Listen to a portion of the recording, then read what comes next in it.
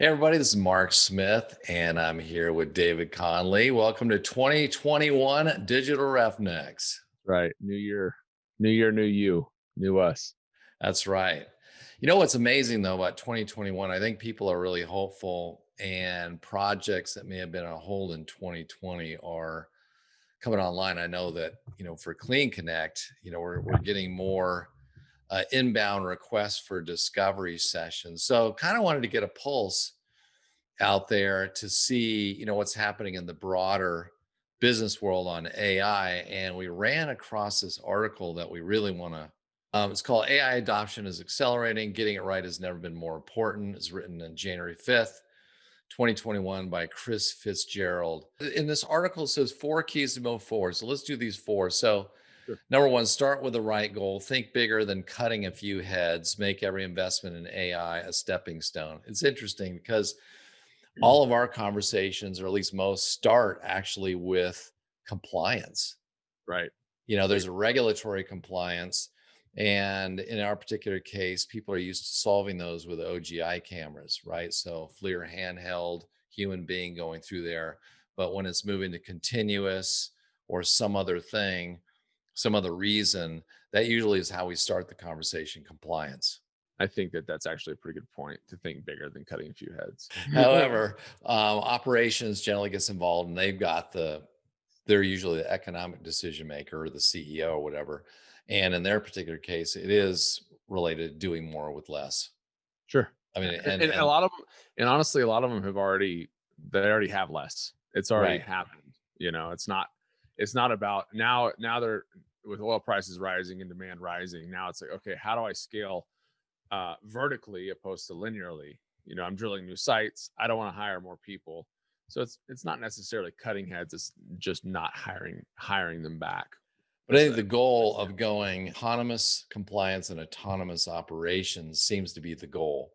That Absolutely. people are now saying, if I could achieve that, that's going to give me a big ROI, and it's something that we're going to show some real progress. So I think Yeah. that goal is there. All right. So number two, leverage the right team. Creating and implementing AI effectively takes a diverse, specialized set of skills and experience, as well as a maturity to understand AI's broader implications. Okay, is that ever true or what? I Yeah. mean, building out a team right now.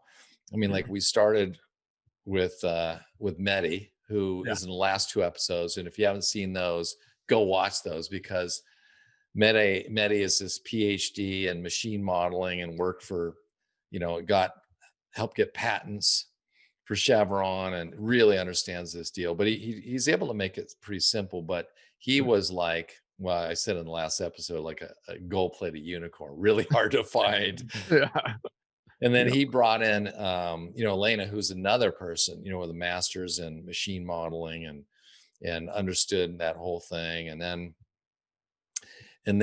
we got Ryan, who Yeah. we're going to meet on a future episode, who truly is a digital roughneck, right? Yes. 10 years oil and Definition gas, of a roughneck. huh? Yes. He's definitely Networking, can do programming, and and example, a guy who was, typical oil field services guy who's now added the digital roughneck skill set and has right. become, invaluable. And then of course Carlos, Yeah. MIT grad. Yeah.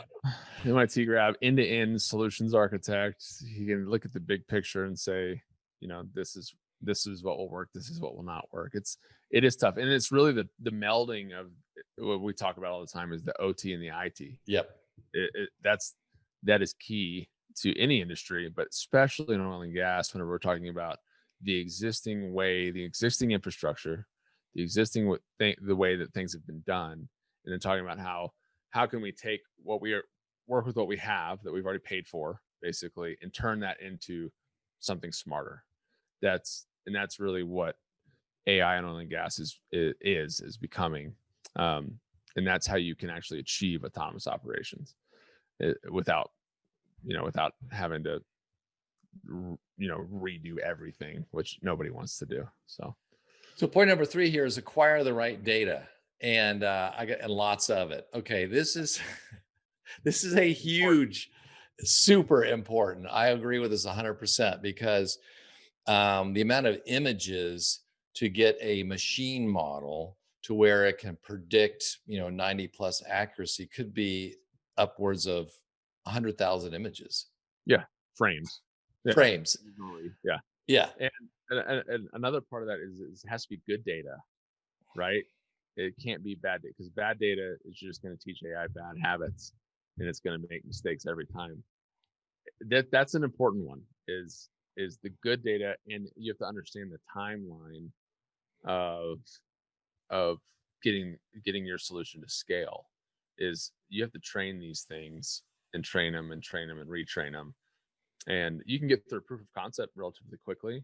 But whenever you go to say, okay, this is an N9 scale, I want this on every location. That part is good and bad, because it's good because we need the data.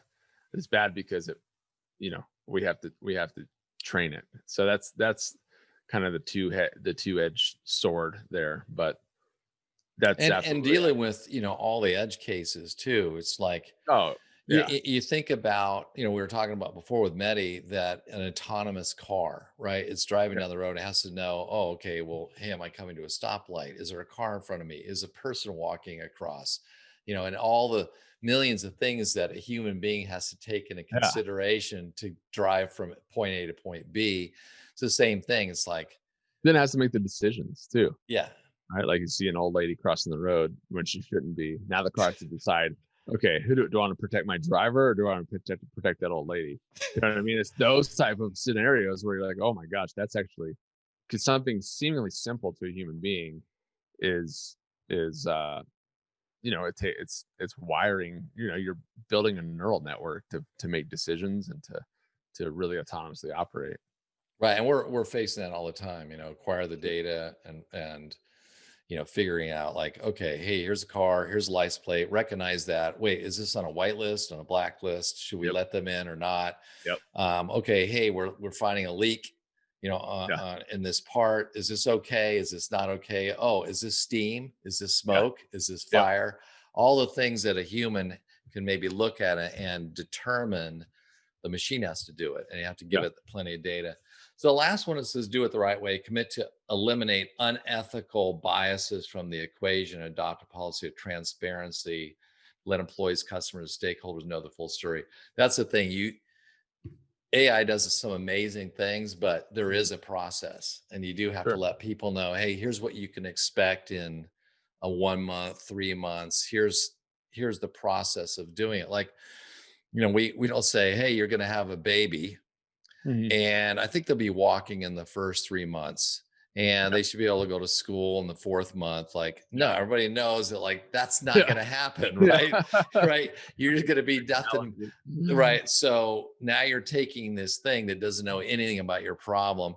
Now that we can, as Mehdi pointed out, this whole thing, transfer learning, where we can take a machine model, start with something that actually is relatively smart and add to it. That's been Mhm. the biggest improvement in there. But still, setting expectations, it takes a while for this stuff to Yeah. work. And Yeah, I mean the ethical stuff of, okay, hey, if we do this thing, is it going to eliminate some people's jobs? Okay. sure. Yeah. Yeah. However, can we also be proactive in finding those people and, training them on digital roughneck type stuff, in which case they're going to end up making 2 to 3 times what they're making now. Right. Yeah. Yeah. And so if you're one of those ones who's maybe afraid, uh-oh, my job might get eliminated, jump on this stuff and you could literally in a year maybe double your salary. Easy. Seriously. Yeah. Okay.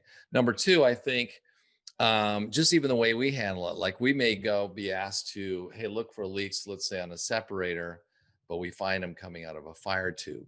Okay. Mhm. How do we deal with this thing? Well, I think it's responsible to call the manufacturer of that part and say, hey, this is happening. We're going Yeah. to give you the data. We're not going to go public with it or do anything. Let's work together on how to Fixing. solve that. All right, well, cool, Well, so man. Interesting, excited about 2021 and AI. So yeah, absolutely. glad to see the rest of the industry also taking note. All right, until next time, this is Mark and David signing off from Digital Roughnecks. Have a good one. Yep.